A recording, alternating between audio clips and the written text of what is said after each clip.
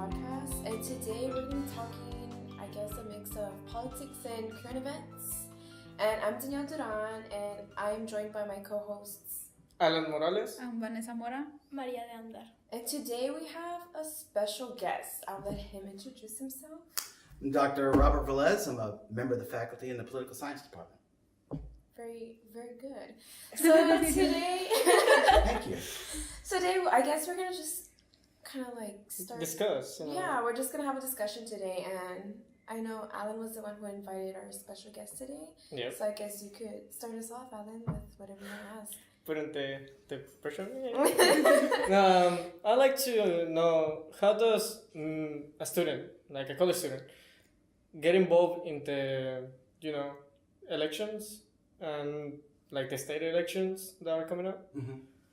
Well, it's a pretty big election. There are some historical trends that tend to happen, and this is what we call a midterm election because the president is not on the ballot. Mm-hmm. His name's not on the ballot. So some would argue that his policies are at least indirectly on the ballot. In Texas specifically, though, we have a big U.S. Senate race that's getting lots of national attention. In fact, there was a big CNN town hall last night with the congressman from El Paso, Beto O'Rourke, who's running against the incumbent Republican Senator Ted Cruz, who's running for re-election. They both went into Congress together in 2012, Beto into the U.S. House and Senator Cruz into the U.S. Senate. Unless you were living under a rock for the last 2 years, you know that our junior senator, Senator Cruz, ran for president also. Mm-hmm. And that has become somewhat of a campaign issue in that race. His presence for Senate business. Quite frankly, Beto O'Rourke also, who's been running for this position, even he said last night for about 21 months. So that's almost 2 years. And if you've paid any attention to current events, you know he's going to all the counties, he's doing a lot of driving, holding a lot of town halls, which is very labor intensive to do that kind of what those of us in the business would call shoe leather or retail politics, going out, shaking hands, talking to people in their communities, things like that. So it's very labor intensive. So he's missed some of his job in the U.S. House too. So it's how much of an issue that'll be, we'll see. The voters will get to decide in just about 2 weeks. Mm-hmm. Although early voting starts on Monday, so yes. If you are registered to vote, you can go to your county and cast an early ballot as early as Monday. Mm-hmm. And how can students get involved in elections? Boy, the first thing would be register and vote if you're able to. Obviously, we don't presently anyway allow non-citizens to vote, especially in national elections. But as I have said, and you may hear me say this in class too, a lot of government and politics, the heavy lifting is done between elections. Mm-hmm. I mean, election day is one day. Yeah, it's just one day, and there's a lot of build up to it. And then sometimes you can feel like, it's like falling off a cliff, mm-hmm. and then you got to wait for the next election. But there's lots of stuff that can be done politically or as a community, engaging the community between elections. And that's where a lot of the heavy lifting is done. People that go to city council meetings, people that go to provide input to their elected officials, mm-hmm. Either in person or on email or by showing up to city council meetings, county board meetings, things like that. So there's plenty of opportunities to get involved. One great start is identifying what issues are important to you, and then finding a candidate or an agency or maybe even a political party that you can get involved in so that you can get the issues that are important to you to hopefully become front and center. Well, I remember this in class, that we went through what mattered to us, mm-hmm. but most of the things that the representatives put out don't even touch on the things that we care. I don't know if it's because they want to get my attention, my vote, or whatever it is, but they just don't touch on the things I care. So how can I know, I am voting for you or for you? They don't show anything. Yeah, well, and campaigns have different focuses or foci, if we want to use the right terminology or vernacular, foci. What you see on the television and what you might hear in a debate, that's certainly not the whole of what's involved in someone who serves in public office. And sometimes it requires a little bit more research on the part of the voter. You'd be hard-pressed to find a candidate running for federal or state or even local office that doesn't have a social media presence, whether it's Facebook, Twitter, Instagram, or some other way, that doesn't have a website that says, contact us, click on this, or send us this form. And you can, on those websites also, sometimes on the social media, they'll have a section specifically for issues. And so if you, for example, say you find yourself curious about the Libertarian Party, which is another one of they're a minor party in Texas, but the candidates will be on the ballot in November for governor, for Senate.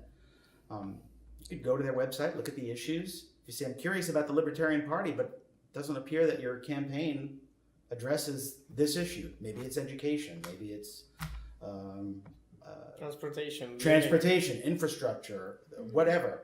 That would be a great opportunity for you to exercise your citizenship muscles, or at least, even if you're not a citizen, you're a stakeholder in the community. And these individuals, unless they don't want to win, generally want to hear from people who are going to be involved. So reaching out to them saying, I'm curious about your campaign, but I don't see how you've addressed my issue is legalization of marijuana. My issue is Pell Grants for students. My issue is whatever, transportation, public transport. So, well, there's a question for all of you. Do you think if their campaign changed more to what they really are gonna do instead of just getting our attention? Like, I know Beto, it's going out and into communities, getting their attention that, hey, I exist. But you think if they put out more of the information about their agenda, like in the news, would it benefit us or would it harm us? Because I know right now we have to do research, but I don't know if that's the best thing because a lot of people don't like researching. So look, and one of the things we're going to talk, I don't want to promote my class too much, but one of the things we're going to talk about on Monday is political participation in voting. And that participation in voting, it's not a cost-free activity. Maybe it doesn't cost you money. If you got to drive to the polls, okay, you could say gas money, all right, something like that. But it costs time, brain power, an investment in ideas. So it's not a cost-free activity. And you also have to keep in mind, especially with these, I guess you could call it a high-stakes race. There's only each state only gets 2 senators, and only one of them is up this year. So that individual is part of a group of 99 others in the U.S. Senate. And so as far they're generally in their campaign going to highlight the things that inspired them to run or something that they see as a need of their future constituency. So they hope, right? They hope to get elected. And that's why I say the heavy lifting, once they're in office, maybe their top 3 issues didn't include yours. That's why you stay engaged. You make sure that they understand that you are following their activity. And you can do that a number of ways. You can do that by reaching out to them on social media or writing a letter to the editor, to the paper. My elected official said he was going to take some action on education, and he's been in there 6 months. I haven't heard anything about it. This issue should be important to us in a community where there's a large state university. And I'd like to know from the candidate or from the now elected official what they plan on doing. Do they have any plans to take efforts to push a particular issue that's important to me? Or at least tell me how you really feel about a particular issue. Sometimes they're trying to, the campaigns are designed for a general audience. So the television commercials that you see, maybe the mailers you get, they're designed for a general audience. But when they come to a university, then all of a sudden they're talking about education and Pell Grants and things like that. So it's important to keep the pressure on. Democracy is not easy. I mean, it takes work. You know? I mean, sometimes you go, well, I'm doing my duty. I'm going to go vote, and then they're lucky to get that from me. Well, as we talked about in class, we're the government, so we get to decide. If we want an issue to stay on the agenda, we have to be persistent. Bring it up. And we don't win all the time. We talked about that too, right? You can put in the effort, and you can talk to your neighbors, and you can do a podcast, and you can do petitions, and sometimes you fall just short of accomplishing the ultimate goal, but never stop. You have to keep moving. Try again and again. It's kind of like a good analogy that I would use would be if you're walking on an escalator, but you're walking up while it's coming down. If you stand still, you don't stay in the same place. You go down. Mm-hmm. But if you keep walking, you maintain your position. If you want to move further up to the top, you have to walk a little bit faster, a little bit more activity. Mm-hmm. So I think democracy works that way. Okay, I know you mentioned that to be able to vote, you have to be a U.S. citizen. Mm-hmm. Like, what happened to people like us that were DACA recipients, but we want to get involved? Because when it comes to elections, sometimes I feel invisible to do something about it, since I'm not eligible to vote. What can we do to get involved? Well, there are other means of communication than just simply voting. Right? Again, part of it is between elections, talking to your neighbors, asking them what is of interest to them, or sharing with them why an issue that's important to you is important to you, and how maybe it is important to them too.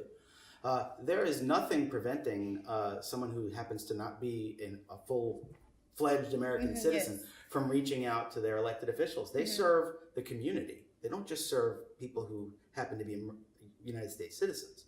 They're serving our state. They're serving our community. So reaching out, and a vote is one mechanism, but there's lots of things that happen between elections that can affect whether or not they get to stay in their job. Certainly the only time we can throw them out or fire them is during an election, but by maintaining contact with them and maintaining contact with their organization, they're aware that there's more to their job than just making sure that they get 50% plus one of the votes.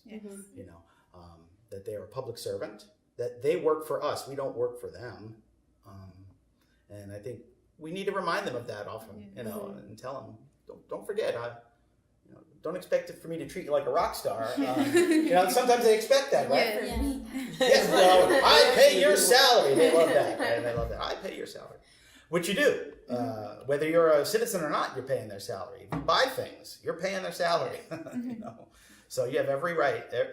All of us within the community have every right to make demands on the government that we're a part of, whether we're a citizen or not. That's the way I feel about it. Okay. And I know the campus has done, has played a role in terms of getting students registered to vote, because I know I registered to vote. I'm not sure if you would know the answer to this question, but will they also be having something for election day in terms of having polls here? Yes. In fact, it's not just an election day. You can do it starting Monday. They're going to have a polling place here where you can come, and it's my understanding, and I've reached out to the election department in Hidalgo County, but I just arrived here too, just a couple months ago myself, so I'm still getting accustomed to the community. But from what I heard, there's going to be a polling place where you can come and vote early. When I was talking to another student about this, are you going to vote early? Are you going to come the first day? I'm like, I'm in such a habit. I like the routine of waiting until election day. But what can sometimes happen is, and especially this is an issue here in Texas and other states as well, the number of polling places has been reduced. I've heard of it. Have you heard about this? Yeah. Yes. Well, what does that mean, Bob? Well, it could mean that when you go to a polling place on election day, lines might be longer. It might take a longer time for you to actually get to vote. So I think this will probably be the first year I do it, but I'll probably vote early this year, because this way to alleviate some of the strain on the local infrastructure with voting places. Because setting up a polling place involves, you have to get volunteers to count to set up the machines. They have to come early, stay late. Oftentimes they're hand counting ballot. I think they use touch screens here in the Valley, though. Is that? Yes. All right, so that's a little different. I haven't done that yet. I've used paper ballots every place I've voted, so this will be new for me. About reducing the places that you can vote, why do you think they do that? I know, you don't have to deal with volunteers, but making it harder for people to actually stress their vote, isn't that a bad thing? If you frame it that way, right? If we can frame the issue and say whether it's reducing the number of polling places or requiring photo ID, this is something relatively new in our democracy, requiring a photo ID to vote. Some interpret that as making it harder for people to vote. You're placing another obstacle in their path. Maybe it's a photo ID that they might not have, or maybe it's Time. So making it easier to vote doesn't automatically mean you're making it easier to take advantage of the system. I mean, we can't get the people that are allowed to vote. This notion that, again, I don't want to get too partisan, but the president said, well, I didn't win the popular vote because 3 million people voted illegally in California. I mean, there's no evidence of that. That's not a partisan statement. It's this notion that there's widespread voter fraud, so we need to put more safeguards at the polling place, requiring ID, requiring certain kinds of photo ID. We talked about this. Your firearms card, your federal firearms card will work in Texas for your photo ID. But your student ID won't work. You've got to have something with your address on it, right? And the age as well. And it has to be your age as well? Okay. Can I just print my address and age in my student ID? Write it in. Sharpie. Yeah. And there's one of the reasons that people who talk about requiring photo ID to vote is an obstacle is that it tends to disproportionately affect certain groups. Mm-hmm. Students, minorities, people that live in the inner city, and the elderly. They're more likely to not have the kinds of identification that a strict voter ID state, like Texas does have a very strict voter ID law. Mm-hmm. Some states are less strict. Some states have same-day voter registration. Mm-hmm. In Minnesota, where I lived for many years, that you could show up on the day of the polls. You still had to provide some sort of ID. It didn't necessarily have to be a photo ID, but some kind of a bill or your bank statement, something with your address on it. Mm-hmm. But you could show up the same day. And Minnesota has some of the highest turnout in the nation, even on midterm elections. Is it directly caused because they have same-day voter registration? Probably. I mean, some of that has some influence on it, that it boosts turnout and encourages more people to vote. They go, oh, I forgot to register. Oh, but I can register the same day. Here in Texas, someone today, right, the deadline was October 9th to register. Yes. If someone just said, oh, you registered to vote? You go, oh, no, I didn't. Where can I do that? Oh, sorry, it's too late. You won't be able to do it this year. You're going to have to wait until the next election. So there are different ideas about whether it's a voter ID law or reducing the polling places, and people interpret it different. If you look at the polling places and where they're being reduced, it tends to be in urban areas where lots of minorities live, and so you could be forgiven if you thought, well, gee, maybe they're trying to reduce the minority vote, and why would they do that? These are oftentimes there's not a cut and dry answer. You have to interpret it and communicate that to the people you're talking to. This feels like it's like you're really making it harder for certain kind of people, and then say, is that your intention? And if not, is there another way to protect the vote? Because I don't think anyone, irrespective of your politics, wants to see massive voter fraud, people taking advantage of it. But there's no evidence that there is massive voter fraud. So the voter ID laws that are designed to prevent people showing up at the polls and pretending like they're someone else. Yeah. I mean, the sheer number of people you would have to organize to tilt Yes. the outcome of an election.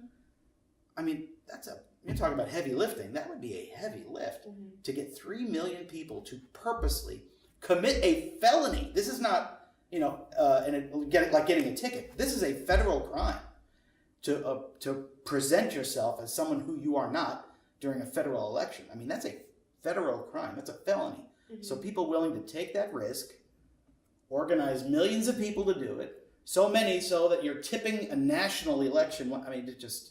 That's just too much. Yeah. I mean, you can...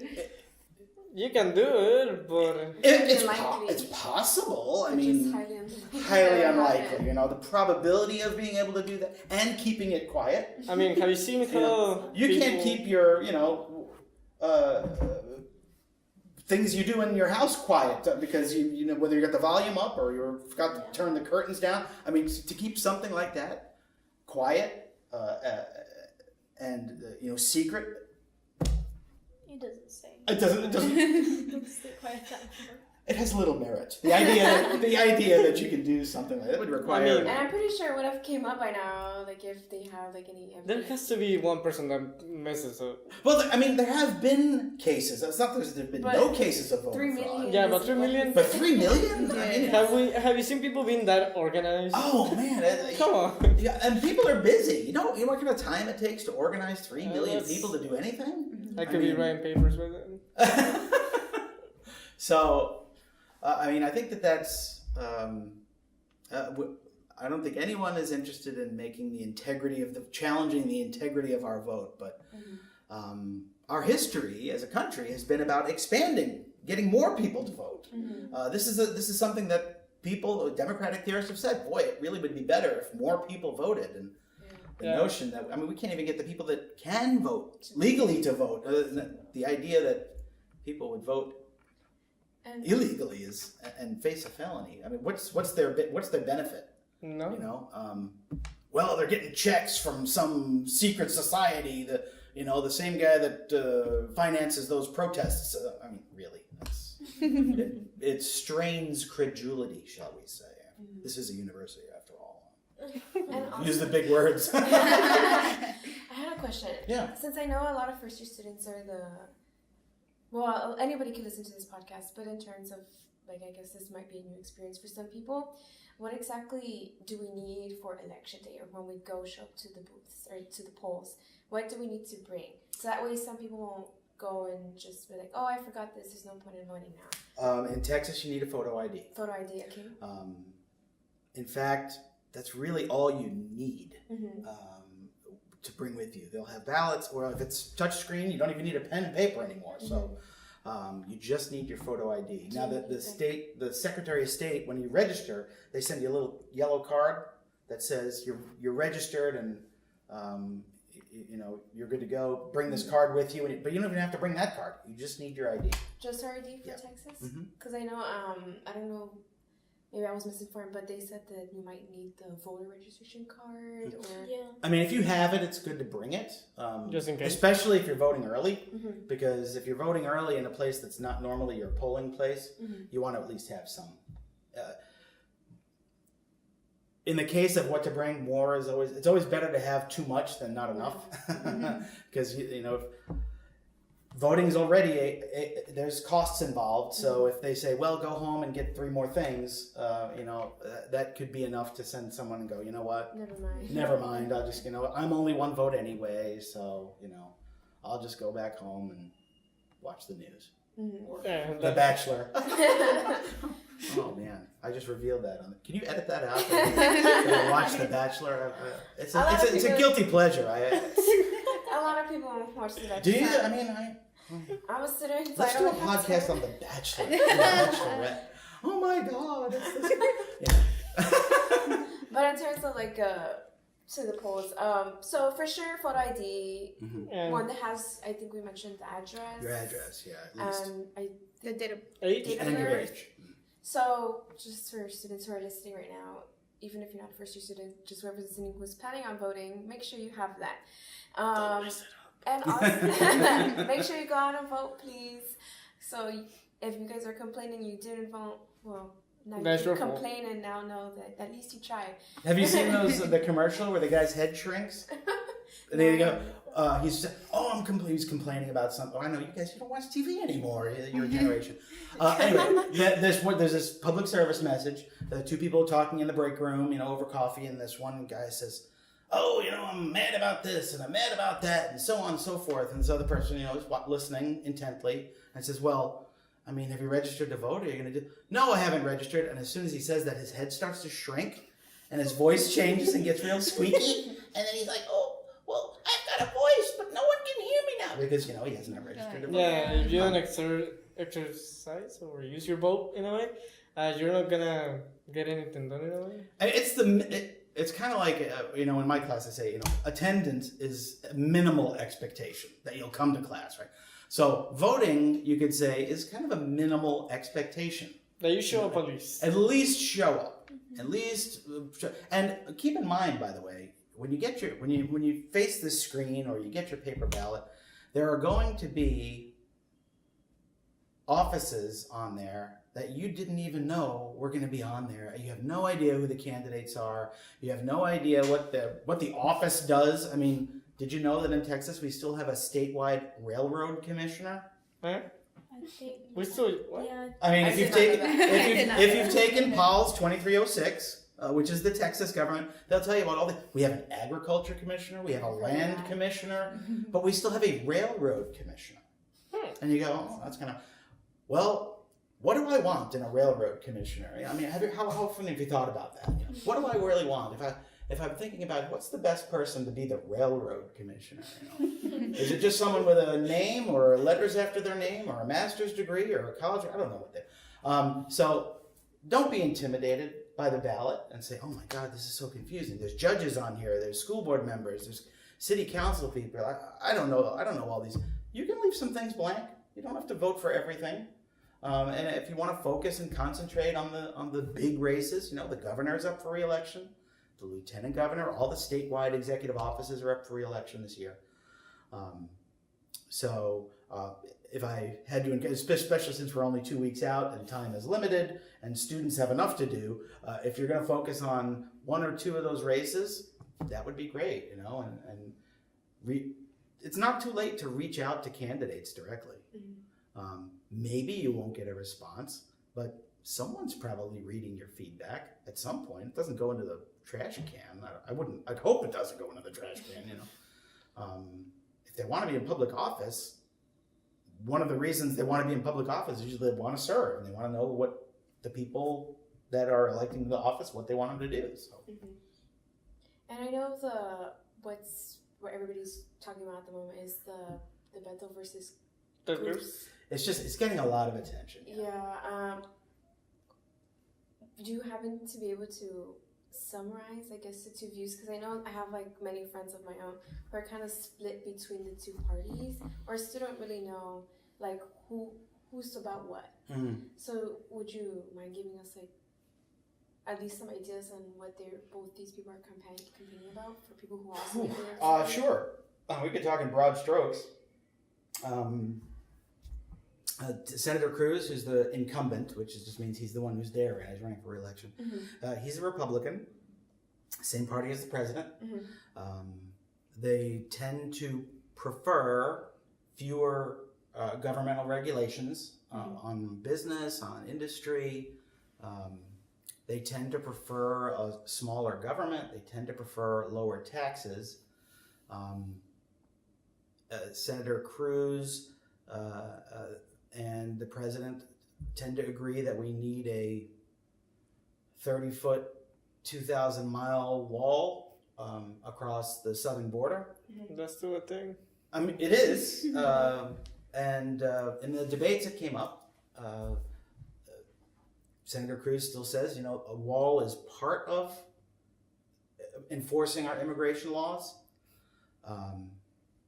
And some people, have strong faith in a physical barrier that might prevent people from crossing the border illegally. I don't want to be too flippant, but they do have things called ladders. Yeah, I was gonna say. I mean, I don't know. Again, some people have argued this, that there's plenty of other ways than just crossing over the. I mean, there's tunnels, there's over. I mean, you can build a catapult and shoot people. I mean, it'd be dangerous, right? You have to have a net on the other side.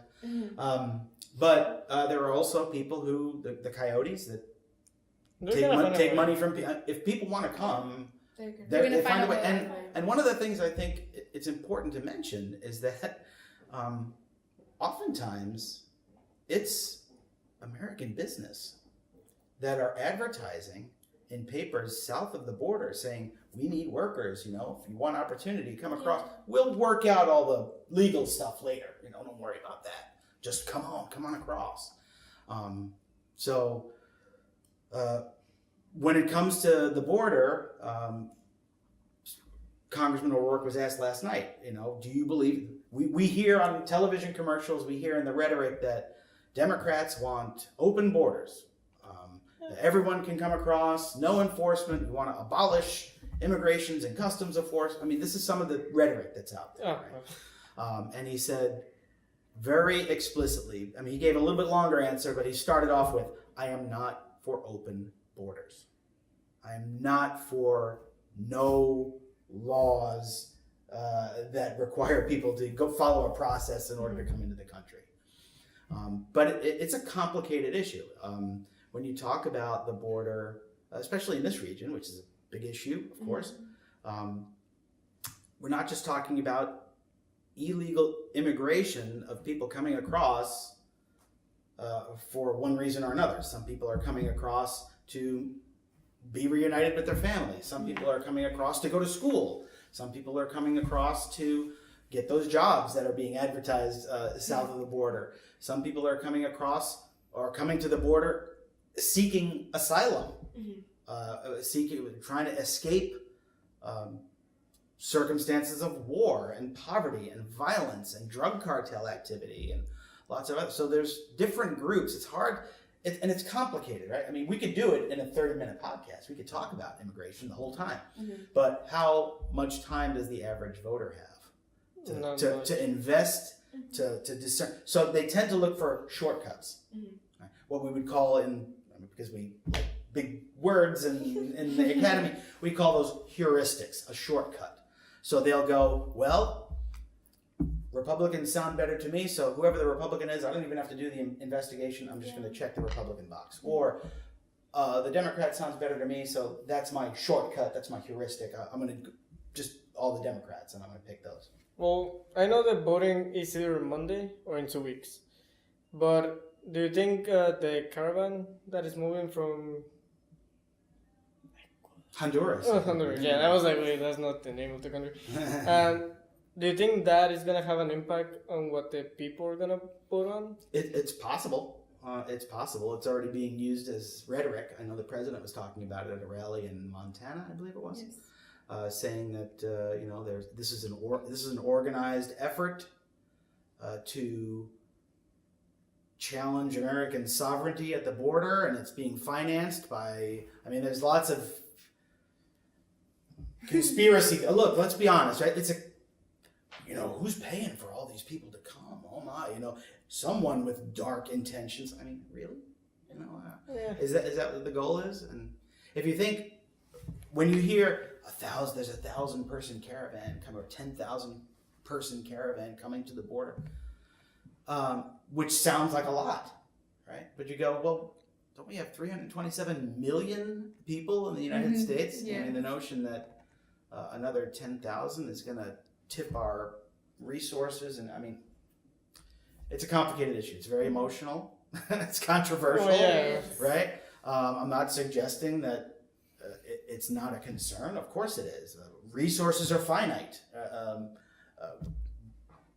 Some would argue, well, how come we always find money for military activity, but we can't seem to find the money for Pell Grants or immigration? Because that's where they go. Well, it's about priorities. Yeah. All right. So, but to get back to the question about, some of the issues, the immigration is an issue, the economy is an issue. The president and Senator Cruz have both said, the economy is booming and it's doing so well. Now, who gets the credit for that? Him. The president. Yeah. He's a figurehead, right? He's kind of a symbol, and he's eager to claim that credit too, isn't he? Unemployment's the best it's ever been. Everything that is It's good, tremendous. he claims. We've never seen it like this before. It's wonderful. It's tremendous, right? It's the most luxurious.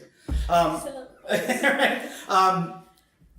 But I mean, it's important, and I think in a political science class, for example, we should look at the data. And the trend had been going in the same direction it was going already.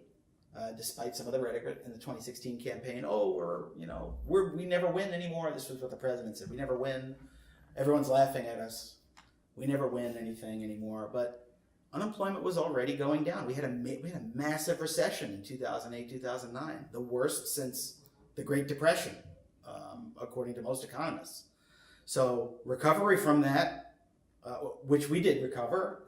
Technically we recovered relatively early, but the echoes of the economic challenge continued for many years beyond when the recession officially ended, But since then, jobs have been being created. It wasn't just the current president's action since he's been in office that has led to the historically low unemployment, which it is. He's absolutely correct when he says unemployment is at historic lows. It really is. Who gets the credit? Well, it depends on who you ask. If you ask a very strong Republican, it's obviously the President Trump's his action and his leadership has led to this. Others would say, well, the trend was already going in that direction. Unemployment was already at below 5% before he took office, and it's continued to go down. Some have argued that his economic policies, the tariffs in particular on foreign products, has resulted in some job losses. On balance, jobs are still being created every month. That's always a good sign. Sometimes it depends on how you frame it. We did that the other day in class. Oh man, we've got 4% unemployment. We've still got to work on it. Well, what if we said, hey, did you know we had 96% employment? It depends on how you view it, right? It's the same data, but it's how it's framed, right? So, that's another issue is, this military spending can be an issue. Education is certainly an issue. And each candidate has differing views. Some more conservative policy would suggest that school choice is important. Meaning that students shouldn't have to be forced to go to the public school in their neighborhood. They should have choice if they want to go to a private school. Their local property taxes generally go to fund K through 12 education. So maybe they should get some of that money that they're paying in property taxes and use it towards tuition for a school of their choice that's not a public school. That's an idea. That's actually a good idea. Well, choice is always, it sounds great, right? We should have more choice. What some education advocates would argue, though, is we don't want that choice to result in taking more resources from public schools, which have already seen their resources dwindle year after year after year. Public higher education not just in Texas, across the country, states who created these wonderful institutions have been reducing their investment in higher education. Their University of Texas, Austin, used to rely on less on tuition and more on state appropriations from the state legislature, saying we're giving X amount of dollars for this university to operate. Those state appropriations have not kept up with costs. So that's why you see tuition going up. I don't know if I think I said it here, but when I went to school the first time in 1986, that's a long time ago. It was $5,000 a year, all in. That included room, board, tuition. What? Yeah. You can't see this on the radio, but her mouth fell open. It was part of that was, of course, because things just cost more in the future. But part of it is also that states just invested more in their higher education institutions of higher education. And now they're relying a lot more on tuition, which means that students, unless you're, I know my family couldn't write a $15,000 check every year for tuition. That means more student debt, which limits your opportunities when you get out of school. So that's, I mean, some of these issues, it's not just this election, it's every election. You know, how do we feel education policy was handled in the last 2-3 years? And is there something is there some statement we can make with our vote this year to address that issue? Sometimes the answer is maybe not this year. But when will be the year? Because You do it between elections, Alan. I mean, that's the thing, right? You keep the pressure on. And That's where we come in. Yeah. Use our voice. And not just absolutely go vote. That's the minimum. And then after that, you say, look, keep up. how do we get state legislatures to appropriate more money for higher ed to alleviate the it's a burden. And I'm speaking with direct experience. I don't even want to tell you how much I owe in higher education student loans. It's a lot. I went all the way, so that was that too, right? But it's not. Was the average student comes out with $35,000 in debt, something like that, $25,000 in debt? Don't quote me. I don't know the exact figure, but that's a lot of debt. That could be an intimidating sum. We're just taking it a day. Well, and this is a good. If I can maybe shoot off a little bit and say, keep in mind that once you get out of school, there are repayment options. So don't necessarily get thrown off by that sticker price. I mean, it's the cost of a home in some places, 30, 25, 35,000. There are repayment plans that are income based. So don't despair as you're approaching graduation, like, maybe I should just keep going to school so I don't have to pay those student loans back. But there are income-adjusted repayment programs, at least for federal student loans. I know there's private loans too, so I can't really speak to that. But as far as the federal student loans go, there are options. So don't despair. You go, oh my God, I'm leaving school with $40,000, $50,000 in debt. I'll never be able to buy a house. Let me just say, with my student debt burden, I was able to buy a house. I'm still able to eat, which is good, right? I don't have cable TV, but sacrifices have to be made. That's fine. But I have internet at home. So, I'm not living in a lean-to. Well, I guess since we're approaching the end of our podcast, I just want to go over the major points we touched up on for our students that are listening. Make a group and just vote. Do your part, not just on election day. You also have to make sure you exercise your vote. As election goes. So it will be before election. Exercise your voice by talking to a representative. Election day, go and vote. After you already voted, you're gonna have to email him every single day. Basically, make phone calls. I mean, be best friends with your senators. Yeah. Well, I think about it also, right? If you want to lose weight or build your body up and get into better shape, it requires a constant effort, right? And if you want your democracy to be more, if you want to be your government, it requires some regular, maybe not every day. You don't have to necessarily email them every day, but keeping regular contact. It's to make a persistent, absolutely. Keep doing your research. Like when you want to go out and your parents told you no, do the same thing. Throw a tantrum and you'll see what happens. Stay informed. Staying informed because this is a very important thing. Our futures are basically governed by the government. We are the government, so it's handled by you. We're the ones who decide who gets in the government. Yes. So just for our students, because I feel like more of our students could be more involved. I think this is why this discussion is so important. Stay informed, register to vote. If you can, still do that, right? I think we can. If not, talk to your neighbors. Make sure your neighbors vote. Whoever is registered to vote, please vote.